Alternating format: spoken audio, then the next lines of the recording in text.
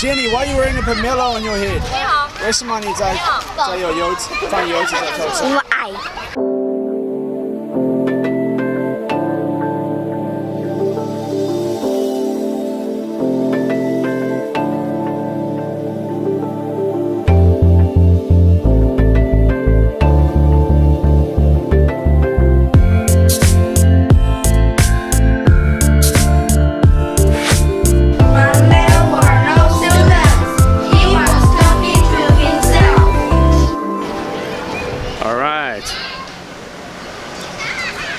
Nice shot! Alright, so I'm taking a break from the office, doing a lap around the school field just to stretch my legs. Every hour or so, if I remember, I like to just take a lap around here. I'm pretty excited. I'm joining a road race very soon, a 10K, which is not very far at all. I used to be a runner in high school.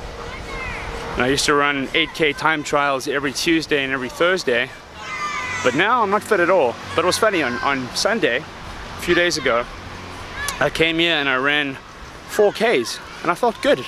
I was surprised at how easily I ran 4 kilometers. And the next day I ran another 1 kilometer after school, and I felt great, thinking, wow, this is not a problem, I can do this. But yesterday and today, my legs have been hurting so much. So I was too quick to speak. Kids are having PE. Alright, Wendy, go. Go. Kick. Alright, now Wendy, you're the goalie. That's my new computer in the front, and that's my old computer in the back, which I hope to salvage and give to Eason. So I was really very excited yesterday when I put together my new computer. And the reason why I get so excited about computers is because I spend so much time editing, doing 3D stuff. I'm playing with Blender and all kinds of, you know, editing 4D, VFX. And this kind of stuff requires a lot of computing power. So to have a massive, powerful computer is a wonderful thing for me because it makes my life so much easier. All this time spent editing, the fewer problems I have, the faster I can take what I want to do and have it in my head and have it be real. The faster I can make that happen, the better. And a fast computer is a way to do that. Now, my old computer was great. It's served me for 6 years. The i7-2600K. One of the fastest CPUs 6 years ago, and still the 29th fastest consumer CPU today. Still competitive 6 years later, so pretty amazing. And I think the CPU is still fine, but the motherboard's dead. So I'll salvage the components that I can and put it back together for Eason. But my new computer sports the i7-6800K, super fast, 6-core CPU, with the X99 AII Asus motherboard, which is like the body of the computer that you plug everything into. The CPU is the brain, the motherboard is the body. I'm not going to go into my GPU and all the different components because I find it exciting, but I'm sure most people watching this vlog wouldn't find it very exciting. I'm super excited to have this computer, have it up and running, have most of my software downloaded. Yesterday I'm not nearly as excited right now as I was yesterday. Yesterday I did my second live stream on Facebook. Alright, I'm super excited. My new computer is alive. Look at this. This thing is a monster. The biggest computer I've ever had. I'm so excited. I can't wait. And it's on. It's working. I'm just going to download my software and feel the beast work.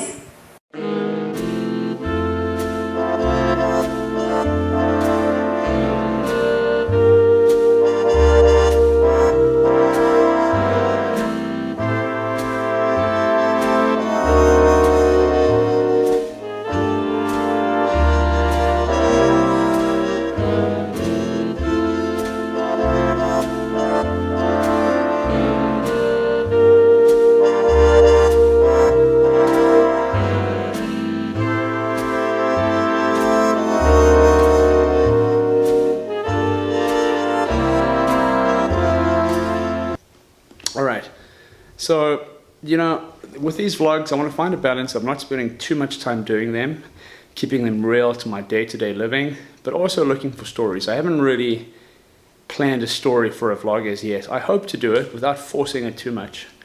I want to make it interesting. I don't know if it's interesting yet, but at least it's real. And hopefully me being real will at some level be more interesting than me trying to put on a show. But my goal is to be real, but also to look for stories at the same time. There's one thing worth sharing today. This morning we had our audition for Reader's Theatre. Reader's Theatre is like this competition where you read and you act at the same time, and all the competitors have memorized their scripts, so they're not really reading, but they still have to pretend to read.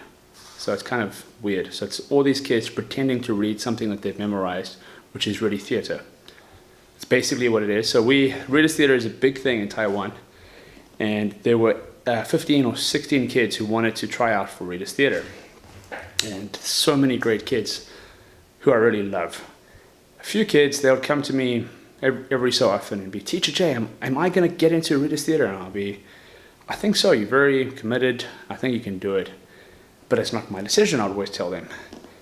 And today was the final tryout, and one girl in particular, who all of her friends got in, and she's, you know, always bubbly and very vocal, and of her group of friends, she was the most vocal about getting in and really wanted to be part of Reader's Theatre. And she was one of the ones we had to really think about in the end.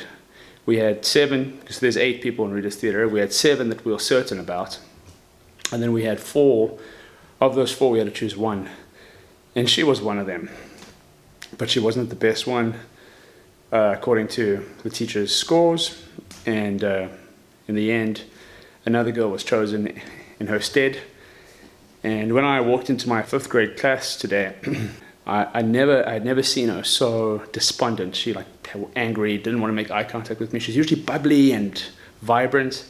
So I had to talk to her, and I said to her, you know, I really wanted you to be part of the group. I'm disappointed and sad that you're not part of the group, but we have to be fair. It was a very tough choice. You were one of the final considerations, and I wish you could be. I tried my best to be as honest about explaining to her the situation, and she smiled in the end.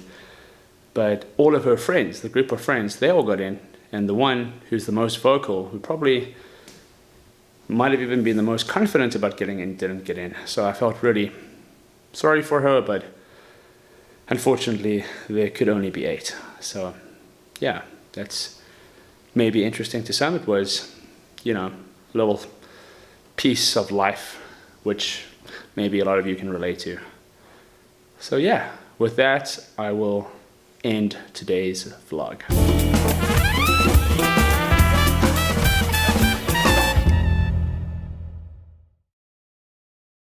因为爱，因为什么？爱。